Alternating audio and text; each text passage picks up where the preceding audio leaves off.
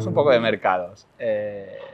La verdad es que nos enfrentamos como a la tormenta perfecta, ¿no? Múltiples dificultades, inflación disparada, los datos macro se van deteriorando, el inversor encuentra pocos activos refugio, el activo refugio, como podía ser la renta fija, tampoco ha funcionado. Yo siempre os pregunto que os mojéis un poco, ¿no? De que nos deis luz, ¿no? ¿Dónde están estas oportunidades según M&G en un escenario pues tan incierto? Totalmente, Marc.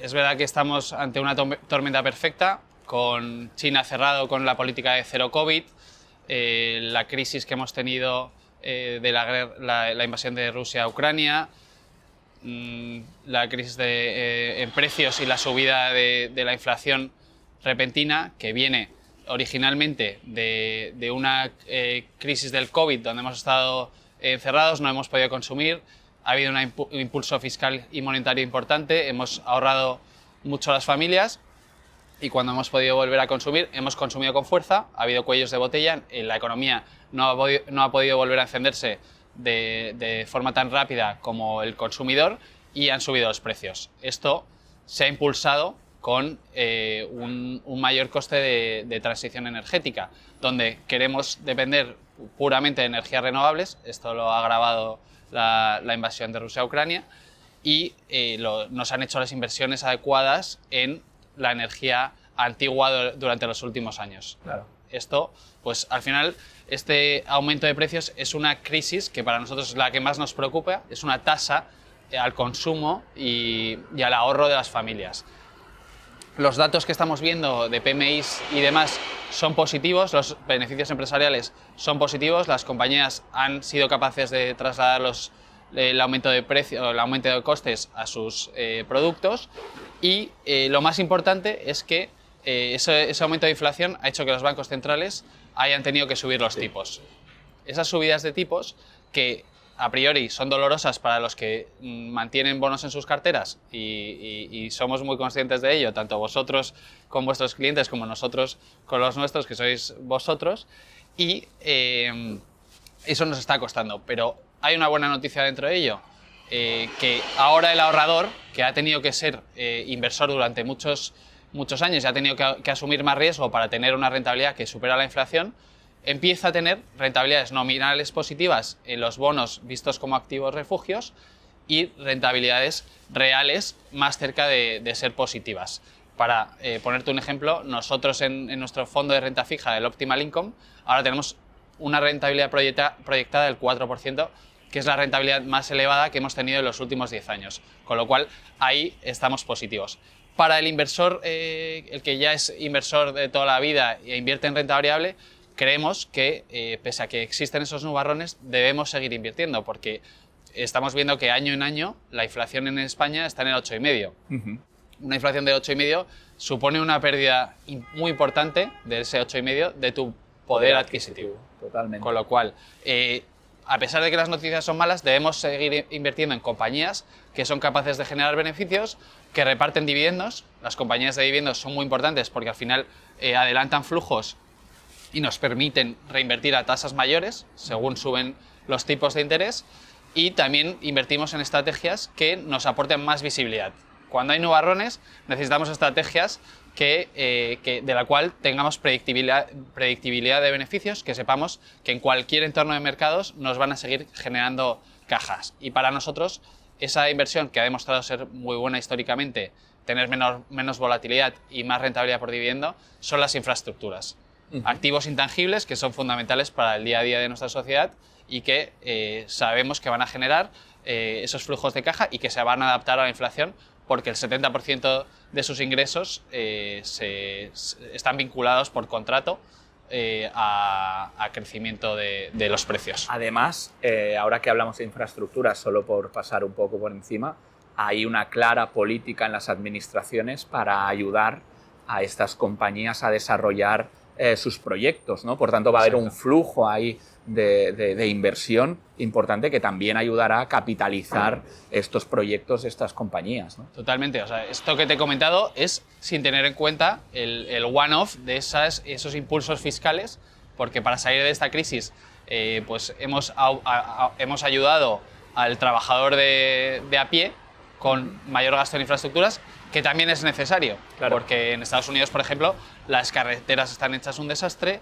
y necesitamos invertir en esta infraestructura más tradicional. A futuro, que es muy importante de la infraestructura, la transición energética que necesitamos y que todos los países están muy comprometidos con ellos, tanto Estados Unidos, Europa, como China, Sí. que ha prometido, que tiene un objetivo de ser neutro en carbono en 2060.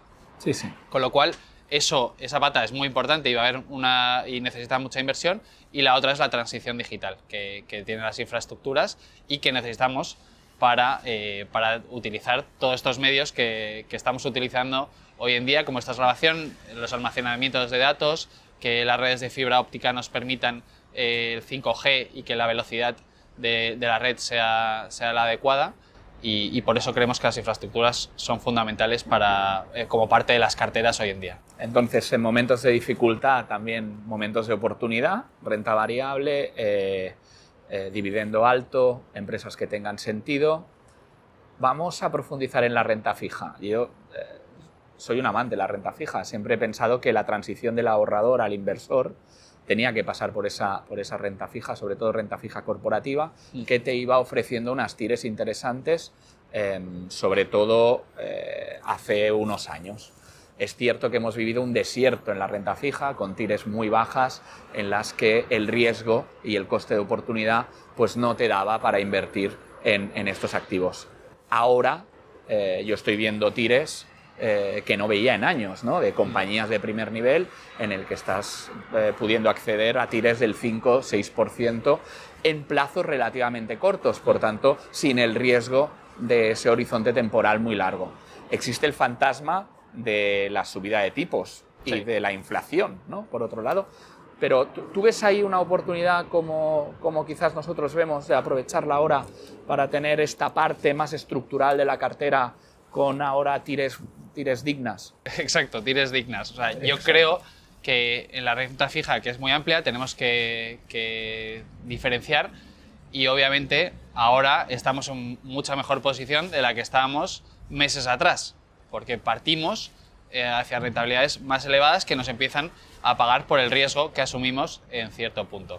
Por un lado está el activo sin riesgo, el activo libre de riesgo, son los bonos de gobierno, por ejemplo, de Estados Unidos o de Europa. En Europa pensamos que no está atractivo porque vamos un paso por detrás en cuanto a subidas de tipos. Las tires en el Bund están cerca del 1% a 10 años, con lo cual no nos parece que nos compense en un entorno donde pensamos que las tires van a seguir subiendo, entonces duraciones bajas. En Estados Unidos es diferente, van un paso por delante y creemos que el mercado va 2 pasos por delante de los movimientos de la Fed. Si tenemos en cuenta el bono a 2-5 años, las rentabilidades que está ofreciendo el Treasury están en torno al 2,6-2,7%.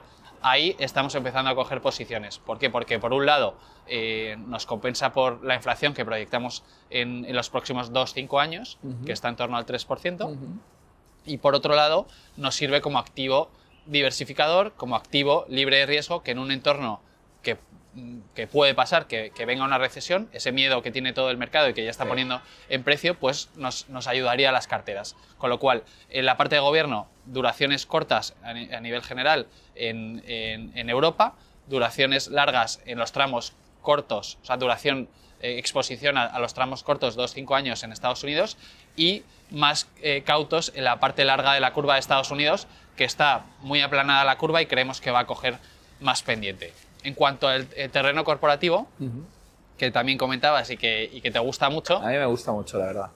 Es normal porque los fundamentales de las compañías, que es algo muy relevante para la parte de renta fija corporativa, son buenos a día de hoy. Es verdad que las noticias del futuro no son tan alentadoras, pero a día de hoy estamos viendo que los resultados empresariales en Europa crecen al 45% año en año, al 7% en Estados Unidos, y que los ratios de apalancamiento durante estos años a nivel global han estado bajando.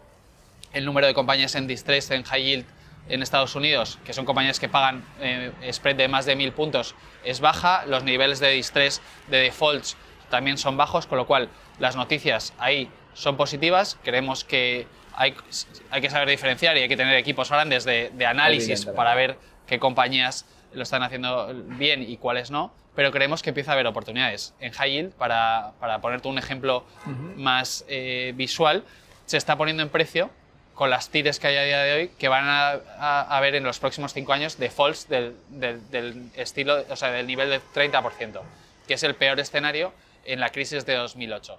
Con lo cual, los 500 puntos básicos que te ofrece a día de hoy nos empiezan a parecer atractivos. Si bien los bancos centrales van a empezar a hacer un quantitative tightening y a soltar los bonos que tienen en balance. Con lo cual hay que ser cautos porque todavía pueden ampliar más, pero empiezan a ser atractivos según nuestro punto de vista. Nosotros ahí, en crédito corporativo, preferimos estar en financieras. ¿Por qué? Porque ante subidas de tipos, estos bancos, si no hay una recesión, lo harían bien y han estado fuera del programa de compras del Banco Central Europeo. Tiene unos 300.000 millones en deuda corporativa y ha estado fuera del sector financiero, con lo cual creemos que no se benefició en el camino de ida de compra de los bancos centrales europeos, no va a verse perjudicado en la salida de los próximos meses. Además, históricamente las tires de los financieros siempre han sido algo más elevadas. Al inversor le ofrecen una TIR más interesante que lo que puede ser otro tipo de compañías. Vosotros sois especialistas, claro, cuando me decías, necesitas a un equipazo para poder hacer la selección y poder determinar cuáles son estas compañías. Primero, que no van el fantasma, el default, lo eviten completamente. Y segundo, sean tires que para el inversor pues le merezca la pena el coste de oportunidad.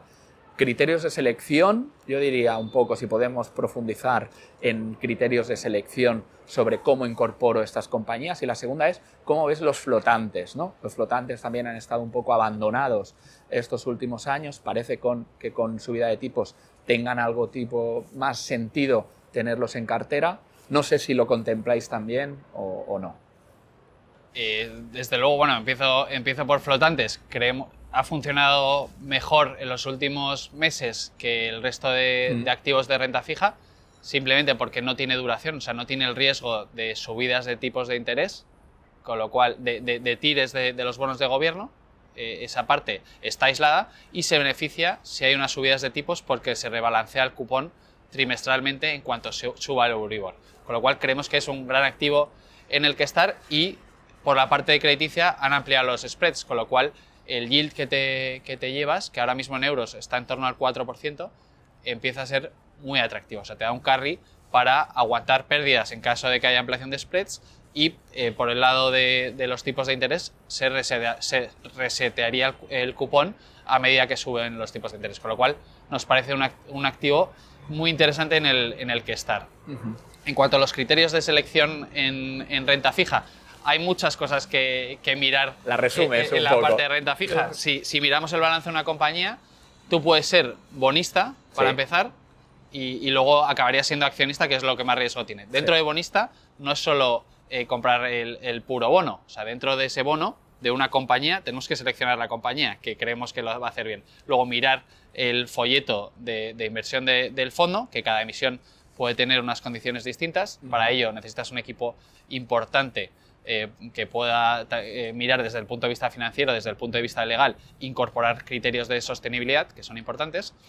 Y luego tienes que decidir en qué tramo quieres estar, qué precio te ofrece y qué orden de prelación quiero tener en cuanto al cobro de cupones. Puede ser un inversor en la parte senior secured, cuyo bono está respaldado por activos en caso de que quiebre la compañía, o senior unsecured, junior, o ya llegar a ser accionista. En caso de pérdida, pues los primeros normalmente cobran más porque están respaldados por activos y luego vas perdiendo. En la cola. Estás en la cola y te ofrecen una rentabilidad superior. Pero hay veces que la rentabilidad superior no es tan elevada. Entonces tenemos que mirar qué tramo nos compensa más, ver si esa compañía, qué probabilidades tiene de hacer default o no, y ver si el cupón es atractivo al plazo que nos están ofreciendo y a qué plazos nos ofrece también más rentabilidad por el riesgo que asumimos. Eso es una parte importante y luego